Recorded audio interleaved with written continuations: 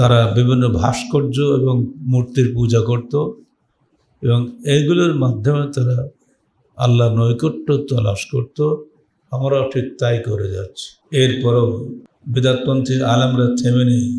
তারা বিভিন্ন জাল হাদিস রচনা করে কবর পূজার পক্ষে দলিল দিয়ে থাকেন। আপনারা জানেন যত শিরক বিদআতের মূল্য আছে আলেম সমাজ, এই তৌহিদবাদী কওমটা মূর্তি পূজার এই মুশরিক কওমে পরিণত হয়েছে।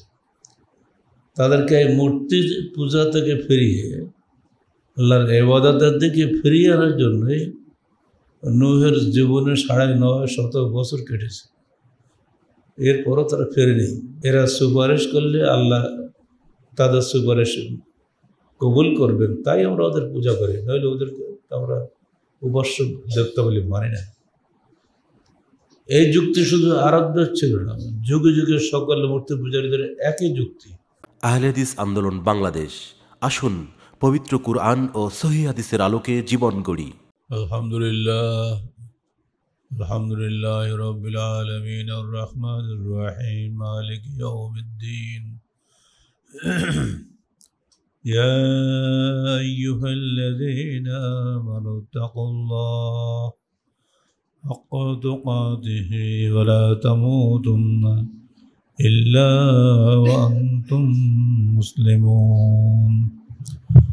يا أيها الناس اتقوا ربكم الذي خلقكم من نفس واحدة وخلق منها زوجها وبث منهما رجالا كثيرا ونساء واتقوا الله الذي تساءلون به والأرحام إن الله كان عليكم رقيبا يا أيها الذين آمنوا اتقوا الله وقولوا قولا سديدا يصلح لكم أعمالكم ويغفر لكم ذنوبكم ومن يطع الله ورسوله فقد فاز فوزا عظيما أما بعد فقد قال الله تعالى في الكلام المجيد فأعوذ بالله السميع العليم من الشيطان الرجيم بسم الله الرحمن الرحيم قال نوح رب إنهم عصوني واتبعوا من لم يزده ماله وولده إلا خسارا ومكروا مكرا كبارا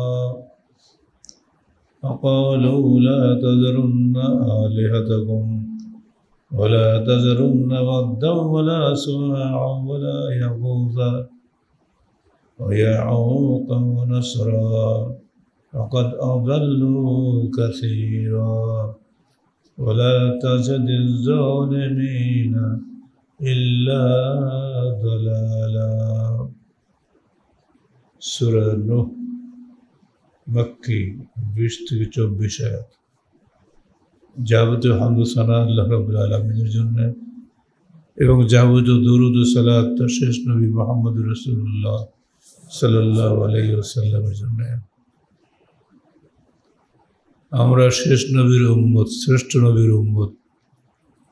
আর পৃথিবীর প্রথম রসুল যিনি ছিলেন নূহ আলাইহিস সালাম, আজকে তার জীবনী থেকে এবং তার জীবনের যে সমস্ত ঘটনা ঘটেছে তার কিছু আপনাদের সামনে তুলে ধরব। প্রথম রসুল আর শেষ রসুলের উম্মতের মধ্যে কার্যকারণে তেমন কোনো পার্থক্য দেখছি না, যাতে শেষ রসুলের উম্মতরা প্রথম রসুলের কদ আযাল্লু কাসীরা, তারা বহু লোককে এই মূর্তির মাধ্যমে পথভ্রষ্ট করেছে। ওয়ালা তাজিদিজ যালিমিনা ইল্লা দালালা। জালেমদের কেবল ভ্রান্তি বৃদ্ধিপ্রাপ্ত হয়, হেদায়েত বৃদ্ধিপ্রাপ্ত হয় না। এত বোঝানো হয়। আপনারা জানেন তিনি 950 বছর হায়াত পেয়েছিলেন। কোনো নবী এত হায়াত পাননি। এই দীর্ঘদিনে তার জীবনে যে ঘটনা প্রবাহ, আকীদাগত বিভ্রান্তি, অত আদম থেকে নূহ পর্যন্ত 1000 বছরের মধ্যে যে ঘটে গেছিল, সেগুলোর সংস্কার ও সংশোধন করতে তিনি যে জীবনপাত করেছিলেন, সেগুলি এখানে বলা হয়েছে। আল্লাহ বলছেন, وقال نوح رب إنهم عصوني واتبعوا من لم يزده ماله وولده إلا خسارا। নূহ আল্লাহকে বললেন, হে আমার প্রতিপালক, আমার কওমের লোকেরা আমাকে অবাধ্যতা করছে এবং তারা এমন বস্তুর অনুসরণ করছে যা তাদের সম্পদ বা সন্তানের ক্ষতি ছাড়া কোনো লাভ করছে না। মাকারু মাকরান কুব্বারা, তারা অত্যন্ত বড় ধরনের প্রতারণা করছে। আর কওমের নেতারা সাধারণ লোকদের বলছে, লা তাজারুন্না আলিহাতাকুম ওয়ালা তাজারুন্না ওয়াদ্দাম ওয়ালা সুওয়া ওয়ালা ইয়াগুস ওয়া ইয়াউক ওয়া নাসরা ওয়াকাদ আদাল্লু কাসীরা। কওমের নেতারা বলছে তাদের লোকদের যে তোমরা অবশ্যই তোমাদের উপাস্য দেবতাদের পরিত্যাগ করবে না। এরপরে নাম করে করে 5জন বড় দেবতার নাম ধরে ধরে বলল, ওয়ালা তাজারুন্না ওয়াদ্দাম ওয়ালা সুওয়া, তোমরা ওয়াদ, সুওয়া, ইয়াগুস, ইয়াউক ও নাসরকে পরিত্যাগ করবে না। এই 5জন দেবী প্রতিমা ছিল, তাদের মধ্যে সবচেয়ে বেশি নাম করা। যেমন বাংলাদেশে হিন্দুদের কাছে দুর্গা প্রতিমা সবচেয়ে নাম করা, তাদের তো মূর্তি শেষ নাই, কিন্তু এটাই সবচেয়ে বড়। নূহের যুগে ছিল এই 5জন। এরা সবাই তাদের জীবদ্দশায় সৎ লোক বলে পরিচিত ছিল, কিন্তু তাদের মৃত্যুর পরে তাদের কবর পূজা শুরু হয়েছে। আর এই পূজার কারণে এই তৌহিদবাদী কওমটা মূর্তি পূজার এই মুশরিক কওমে পরিণত হয়েছে। তাদেরকে এই মূর্তি পূজা থেকে ফিরিয়ে আল্লাহর ইবাদতের দিকে ফিরিয়ে আনার জন্যই নূহের জীবনে 950 বছর কেটেছে। এরপরও তারা ফেরেনি।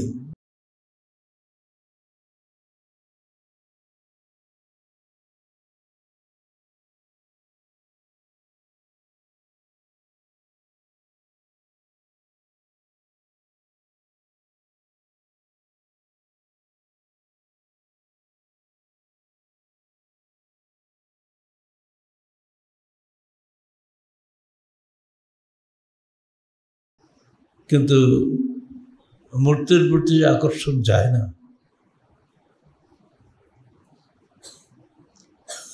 সূরা নূহের 21, 22, 23, 24 4টি আয়াতে চমৎকারভাবে বাণীচিত্র ফুটিয়ে তোলা হয়েছে সে যুগের অবস্থা। পরিণামে তাদের কি হয়েছে আল্লাহ বলছেন, ফামিম্মা খাতিআতিহিম উগরিকু ফাউদখিলু নারা ফালাম ইয়াজিদু লাহুম মিন দুনিল্লাহি আনসারা। তাদের এই পাপের কারণে তারা পাপের মধ্যে ডুবে গেছিল, কোনো মতেই তাদেরকে উঠানো যাচ্ছিল না। ফলে আল্লাহ তাদেরকে কবরের আগুনে ডুবে মারলেন। এমনিতে প্লাবনে ডুবে মেরেছে, আপনারা জানেন। এমন বন্যা আল্লাহ দিয়েছিলেন, সবগুলো ডুবে মেরে সাফ করে দিয়েছে। কিন্তু এখানে বলা হচ্ছে তাদেরকে আল্লাহ কবরের মধ্যে, মরে গেলে লোক কবরে যায়, সেখানে আল্লাহ পাক তাদেরকে আগুন দিয়ে জ্বালিয়ে পুড়িয়ে ভস্ম করেছে।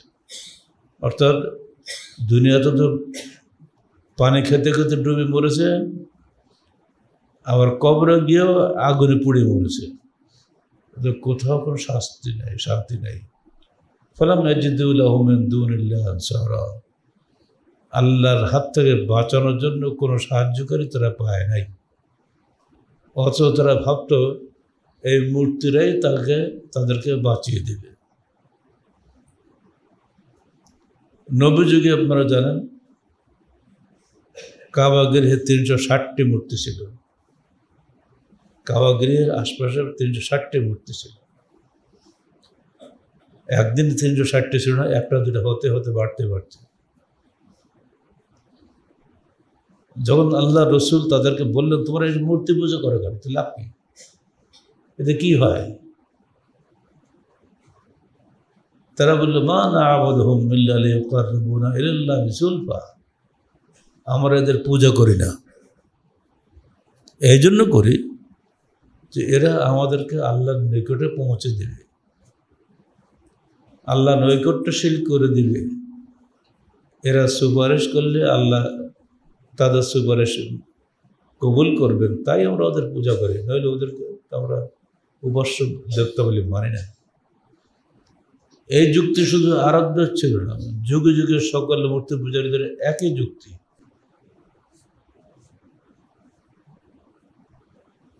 আজও দেখেন, আমরা ধারণা করতাম রাজনীতি আর ধর্ম আলাদা, এখন সব একাকার হয়ে গেছে।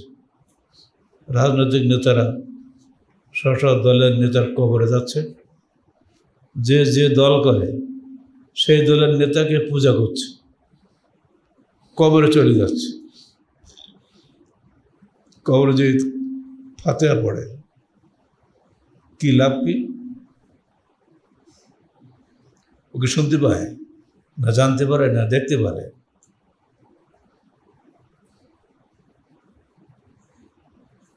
আমাদের আশপাশে যতগুলো কবর আছে আপনারা দেখেন যে কবরের উপরে বিশাল সমাধি সৌধ নির্মাণ করা হয়েছে, সেখানে এসি লাগানো হয়েছে, সেখানে 100 পাওয়ার 200 পাওয়ারের লাইট লাগানো হচ্ছে, সেখানে ফ্যান ঘুরানো হচ্ছে। অথচ কবরবাসী কিছুই জানতে পারে না, কোটি কোটি টাকা নষ্ট করা হচ্ছে সেখানে। অথচ ক্ষুধার্ত মানুষ খাদ্য পায় না। এ আমাদের পাশের পাওয়া উপজেলা দেখছেন আপনারা, এক বাড়িতে 4 জন আত্মহত্যা করলো না, ক্ষুধার জ্বালায়। মৃত্যুর আগে সিরকুট লিখে দিয়ে চলে যাচ্ছে বাপ, যে আমি আমার সন্তানদের খাদ্য দিতে পারলাম না, কোনো পথ নেই, কোথাও কোনো টাকা পয়সা পেলাম না, বাধ্য হয়ে মৃত্যুর পথ বেছে নিচ্ছি। অথচ এখান থেকে অল্প দূরেই কিন্তু এখানে সুফি সম্রাট না কি একটা আছে না, সেখানে একটা বড় কবর আছে, কবর গেলেই তো পারত, হে বাবা খাজা দে দিলা দে, তুমি দাও বা কারোর হাত থেকে দেওয়াই দাও। সেখানে তো যায়নি।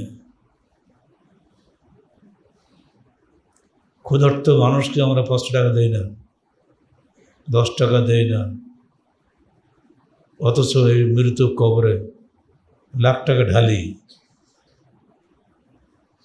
এটাই হচ্ছে সবচেয়ে বড় শিরক। তারা বিভিন্ন ভাস্কর্য এবং মূর্তির পূজা করত এবং এইগুলোর মাধ্যমে তারা আল্লাহ নৈকট্য তালাশ করত। আমরাও ঠিক তাই করে যাচ্ছি। অথচ আল্লাহ বলছেন ইন্নাল মাসাজিদা লিল্লাহ ফালা তাদউ মা'আল্লাহি আহাদা, সূরা জিন মাক্কি 18 আয়াত। সিজদার স্থানসমূহ কেবলমাত্র আল্লাহর জন্য, অতএব হে মানুষ তোমরা আল্লাহর সঙ্গে অন্য কাউকে আহ্বান করো না, কিন্তু মানুষ তা মানে না। আর এজন্য আল্লাহ বলেছেন অন্যত্র, আকসারহুম বিল্লাহি ইল্লা হুম মুশরিকুন, ওদের অধিকাংশ লোক ঈমান আনে কিন্তু অধিকাংশ লোক শিরিক করে। সূরা ইউসুফ 106 আয়াত। সবাই ঈমানের দাবি করে কিন্তু অধিকাংশ লোক শিরিক করে। আল্লাহ পাক নিজেই বলে দিচ্ছেন শিরিক কিন্তু এইভাবে আসে, কাদাবিবে নামাম, ঘাসের উপরে কালো পিঁপড়া যেমন দেখা যায় না, রিয়া ঠিক তেমনি দেখা যায় না, শিরক তেমনি দেখা যায় না। কিন্তু মূর্তি পূজা দেখা যায়। দেখতে পাচ্ছে যে মাসের পর মাস ধরে একটা মূর্তি বানানো হচ্ছে, তার গায়ে রং তুলি লাগানো হচ্ছে, আবার সেটা ঠিক সময় মতো তাদের যে তারিখ আছে সেই তারিখে ওই বিশাল মূর্তি ভাড়া করে নিয়ে পদ্মা নদীতে ডুবিয়ে দেওয়া হচ্ছে। কেন হচ্ছে জিজ্ঞেস করলে কোনো উত্তর নাই। রাজনৈতিক নেতা নেত্রীদের আবক্ষ এবং পূর্ণদেহী মূর্তি রাজশাহীর মোড়ে মোড়ে আমরা দেখেছি কিছুদিন আগে, 1 বছর আগে, এখন আর দেখি না। ঢাকা হাইকোর্টের সামনে অ্যানেক্স ভবনের পাশে এখনো পর্যন্ত ন্যায় বিচারের প্রতীক হিসেবে গ্রিক দেবী থেমিসের মূর্তি শোভা পাচ্ছে, অথচ ওই আদালতের বিচারক এবং আইনজীবী সবাই বলা যায় 99% মুসলমান। তারা এগুলো করছে। আকীদা কোথায় চলে গিয়েছে কারা মনে ধাক্কা দেয় না। যেগুলো কি হচ্ছে বিগত যুগের জাতিগুলি ধ্বংসের পিছনে কারণ সম্পর্কে আল্লাহ পাক বলছেন, ওয়াখালাফা মিন বা'দিহিম খালফুন আদাউস সালাতা ওয়াত্তাবাউশ শাহাওয়াতি ওয়াসাউফা ইয়ালকাউনা গায়্যা। সূরা মারইয়াম হাক্কি 59 আয়াত। তৌহিদপন্থী লোকদের পরে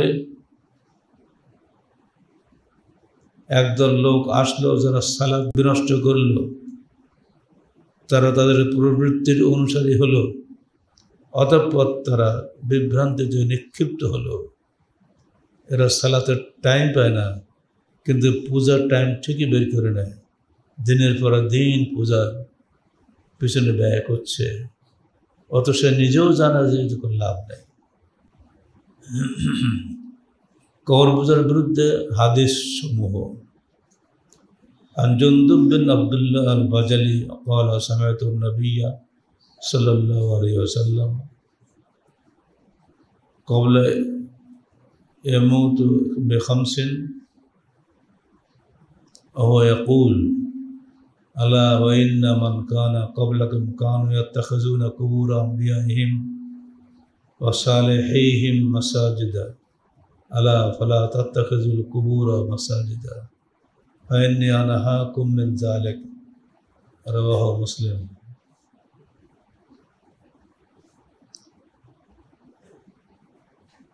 জুনদুব বিন আব্দুল্লাহ আল বাজলি রাদিয়াল্লাহু আনহু বলছেন, আমি রাসূলুল্লাহ সাল্লাল্লাহু আলাইহি ওয়াসাল্লামকে তার মৃত্যুর 5 দিন পূর্বে বলতে শুনেছি, আলা ওয়া ইন্না মান কানা ক্বাবলাকুম, মনে রেখো তোমাদের পূর্বে যারা ছিল, কানু ইয়াত্তাখিযুনা কুবুর আম্বিয়াইহিম ওয়া সালিহিহিম মাসাজিদা, তারা তাদের নবী এবং সৎকর্মশীল ব্যক্তিদের কবরগুলিকে মসজিদ রূপান্তরিত করেছিল।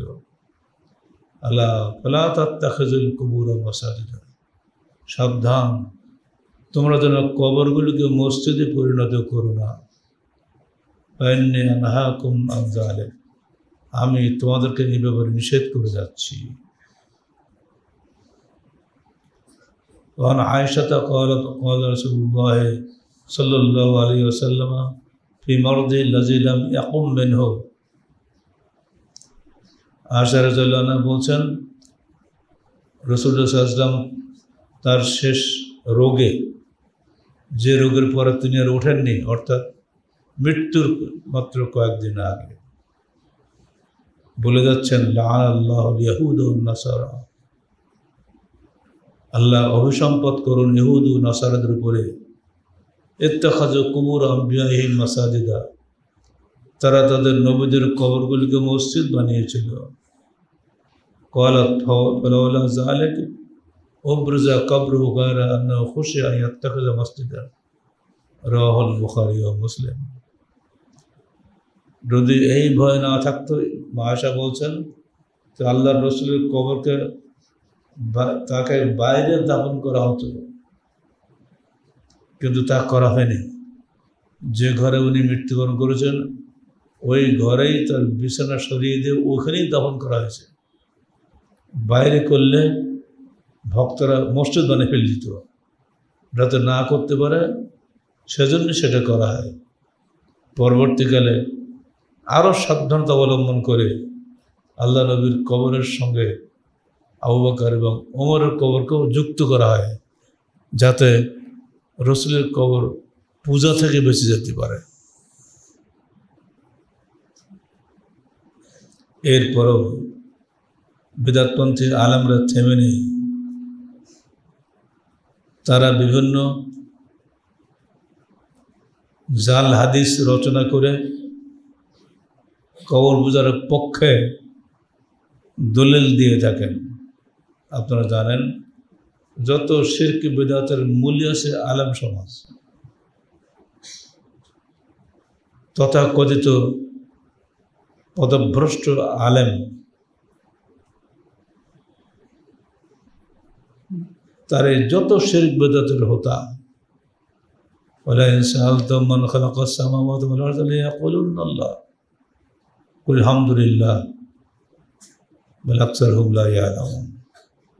যে তুমি তাদেরকে জিজ্ঞেস করো আসমান জমিন কে সৃষ্টি করেছে, তারা বলবে অবশ্যই আল্লাহ করেছে, কিন্তু ওদের অধিকাংশ এর অর্থ বুঝে না। এরা সবাই তাওহীদবাদী, মুখে বলে আমরা তাওহীদে মুসলমান, কিন্তু এরা সবাই কবর পূজারী, মাশায়েখ পূজারী, আকাবের পূজারী, পীর পূজারী। কেন? কোরআন সুন্নাহ দেখতে পাও তোমরা? কোরআন সুন্নাহ দেখে আমল করো। দেশ যেমন চলছে, সংবিধান দেখে, আইন দেখে আইনজীবীরা বিচার করছেন, তুমি আলেম হিসেবে কোরআন সুন্নাহ দেখে জীবন পরিচালনা করো, কথা শেষ। কিন্তু না, এর বিরুদ্ধে তারা 6টা দলিল পেশ করেন। এক, আসহাবে কাহাফের গল্প আপনারা জানেন, যেটা কোরআনে সূরা কাহাফে রয়েছে। সূরা কাহাফ 21 আয়াতে একটি আয়াত এসেছে, ক্বালাল্লাযীনা গালাবু আলা আমরিহিম লানাত্তাখিযান্না আলাইহিম মাসজিদা। আসহাবে কাহাফের যুবকেরা 309 বছর ঘুমিয়েছিল, আপনারা জানেন। যখন তারা জাগ্রত হলো, শহরে গেল কিছু খাদ্য কেনার জন্য, যেই দেখল যে তাদের কাছে যে টাকা ছিল সে টাকা শহরে আর চলছে না। 300 বছরে আর ওই টাকা চলে। এখন কি বাংলাদেশে ভারতীয় রুপি চলবে? তারা হতভম্ব, ব্যবসা আর কি। তখন তারা ফিরে আসলো, আবার সে যে পাহাড়ের গুহা ছিল সেখানে। পিছে পিছে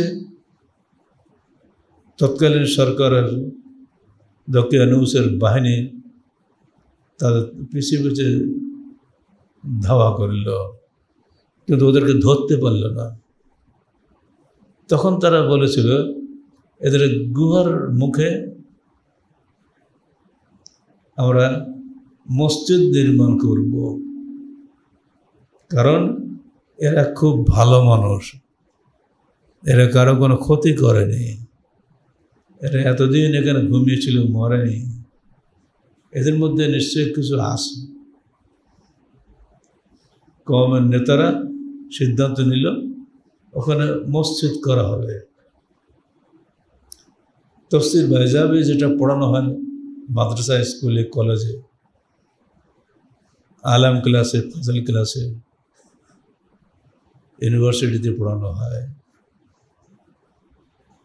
সেখানে আল্লামা শিহাব খাবাজি তিনি বলছেন এই আয়াত দিয়ে প্রমাণ হয় যে কবর পূজা জায়েজ, বা নাউজুবিল্লাহ মিন যালিক। বিখ্যাত আলেম, উনি কি কিছুই বুঝে না? আপনাদের তো এক কথা জবাব দেবেন, উনি কি কিছুই বুঝে না? সবাই বুঝে, কিন্তু হেদায়েতের মালিক আল্লাহ। আল্লাহ যখন কোনো কওমকে বিভ্রান্ত করেন, বড় বড় আলেমদের দিয়েই বিভ্রান্ত করেন, যাকে সবাই মানে।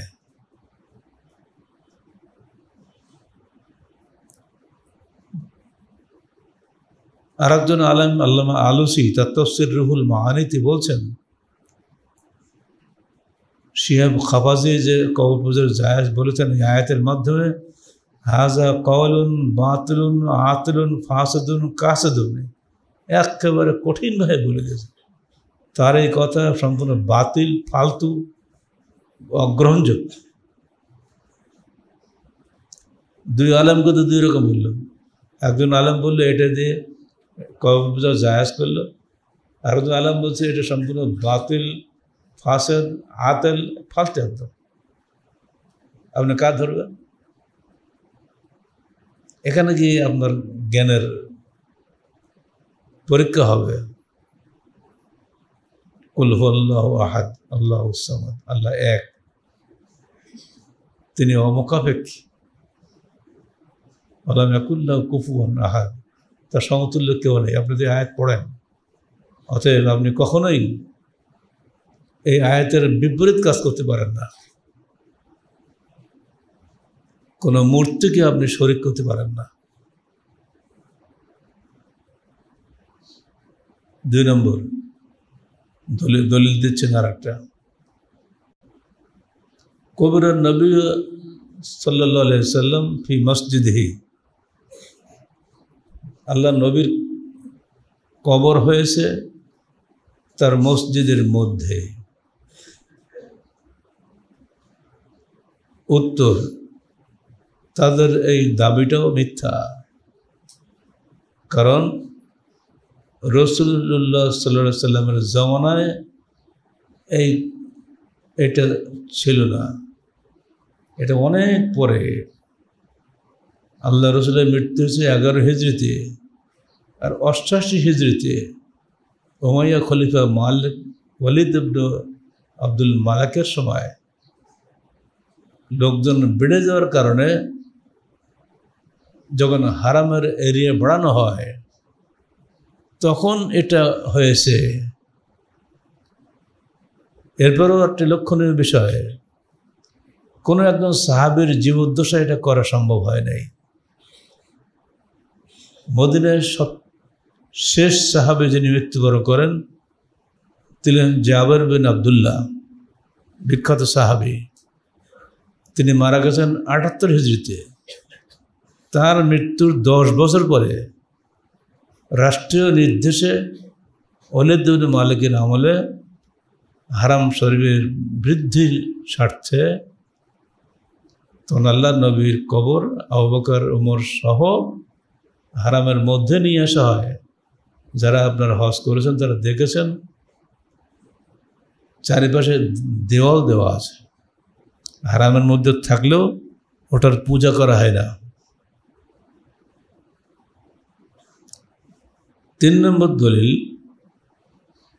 ইবনে উমর থেকে তারা তো বানিয়েছেন জাল হাদিস, কবরা ফি মসজিদুল খায়ফ 70 নবিয়ান, হাদিস মুস্তারাব। মসজিদে খায়ফে 70 জন নবীর কবর আছে। একটা হাদিস বানিয়ে দিয়েছে, অথচ এই হাদিস মুহাদ্দিসিনে কেরামের দৃষ্টিতে মুস্তারিব। এটা গোলমেলি হাদিস। কবিরার জায়গা হবে সাল্লা, সাল্লাকে পাল্টিয়ে বানিয়েছে কবিরা। একই হাদিস ইবনে আব্বাস থেকে এসেছে, সাল্লা ফিহে সাবউনা নবিয়ান, মসজিদে খায়েফে সালাত আদায় করেছেন 70 জন নবী। ইবনে উমর থেকে আসছে কবিরা, আর ইবনে আব্বাস থেকে আসছে সাল্লা। এই সাল্লাটাই বিসনাদিন হাসান, এটাই সঠিক সনদে এসেছে। অথচ ওটা কবর পূজারীরা তাদের স্বার্থে ঘুরিয়ে লিখেছে সাল্লার স্থানে কবিরা। 4, ঠিক একইভাবে মা আয়েশা থেকে তারা একটা হাদিস তৈরি করেছেন, জান্না কবরা ইসমাইল ফিল হাইজির, রাহুল হাকিম ফিল কুনা। যারা মক্কা গিয়েছেন তারা দেখবেন হিজরটা কাছাকাছি,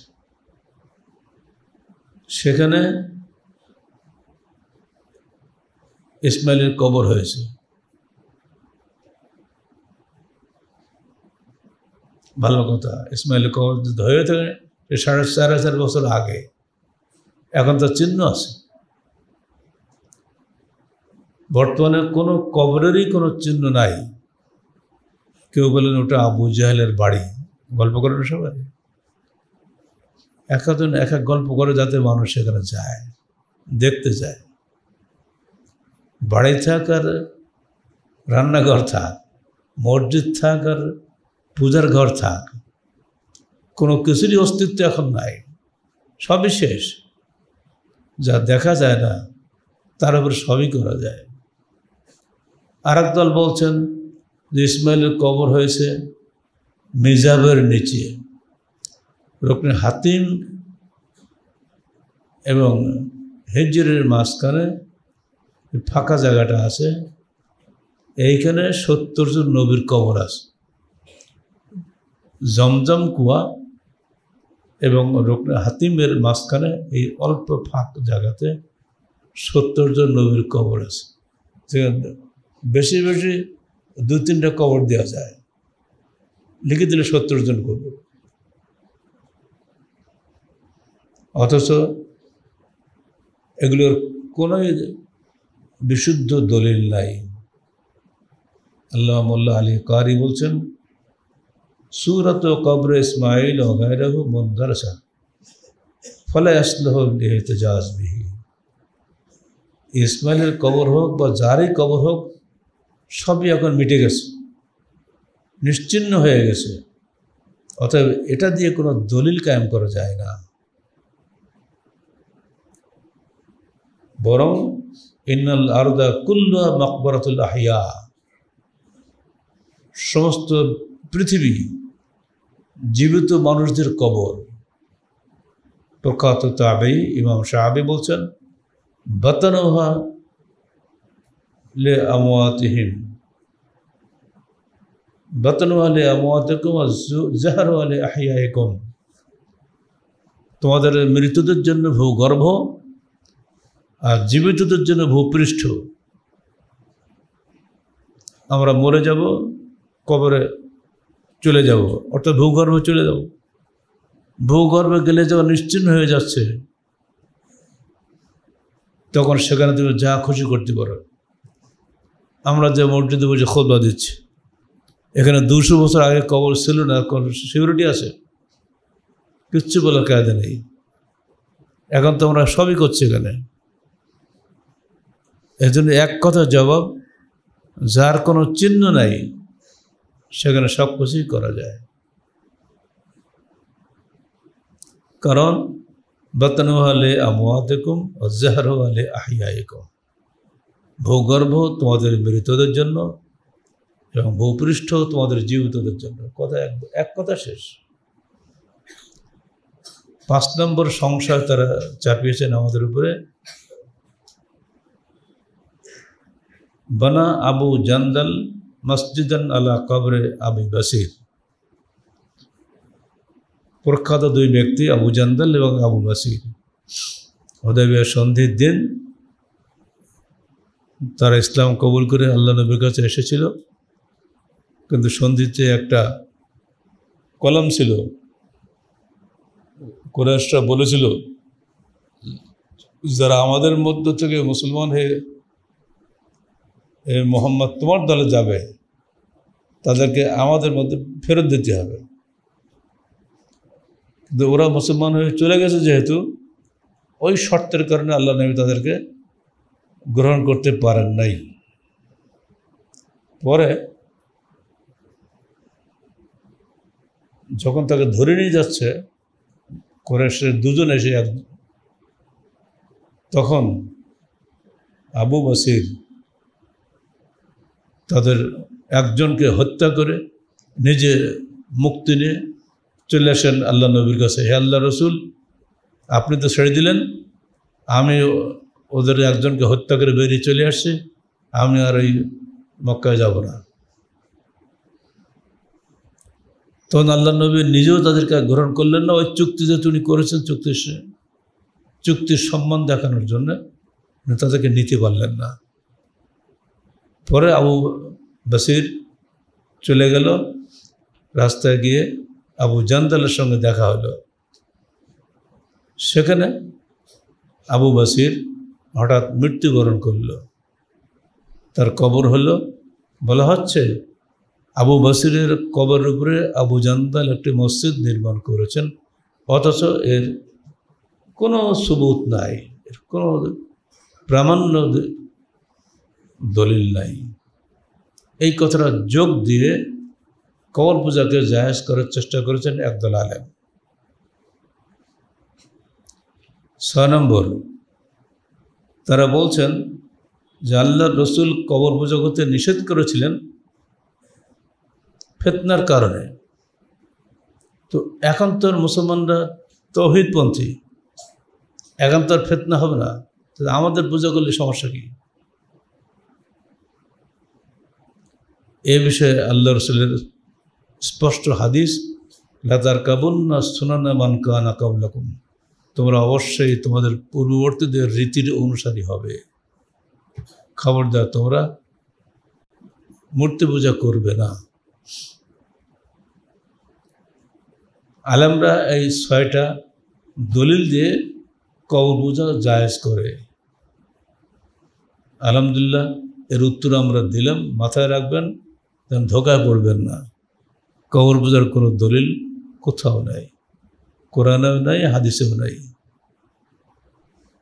এইভাবে পৃথিবীতে যুগে যুগে এই কবর পূজা চলছে। আহলে হাদিসরা সবসময় এর বিরোধিতা করে আসছে। পীর মাশায়েখ নামধারীরা আজকে পত্রিকা পড়ে দেখেন, বিরাট মিছিল মিটিং চলছে। আগের দিন তো আহলে হাদিসদেরকে খুব গালাইলো, আজকে দেখলাম যে না, আমাদের গালায়নি। আমরা প্রতিবাদ করেছিলাম, প্রতিবাদ করে একবার ডাইরেক্ট পাঠিয়ে দিয়েছিলাম তাদের কাছে। তো আজকের লামজাবি সালাফি কথাটা বাদ দিস দেখলাম, তাতে আমাদের প্রতিবাদ করার একটা লাভ হয়েছে। ঢালাওভাবে মূর্তি পূজার পক্ষে আলেমরা সাপোর্ট দিয়ে যাচ্ছেন। আজ হোক কাল হোক, ক্ষমতাসীন যখন তারা হবে, তখন জবরদস্তি আমাদের উপরে চাপিয়ে দেওয়ার চেষ্টা করা হবে। সেদিন যেন আল্লাহ পাক আমাদেরকে আমাদের আকীদা আমলের উপরে দৃঢ় রাখেন। আমরা আল্লাহর কাছে সেই প্রার্থনা করি, আল্লাহ তুমি আমাদেরকে তৌহিদ ও সুন্নাহর উপরে দৃঢ় থাকা তৌফিক দান করো।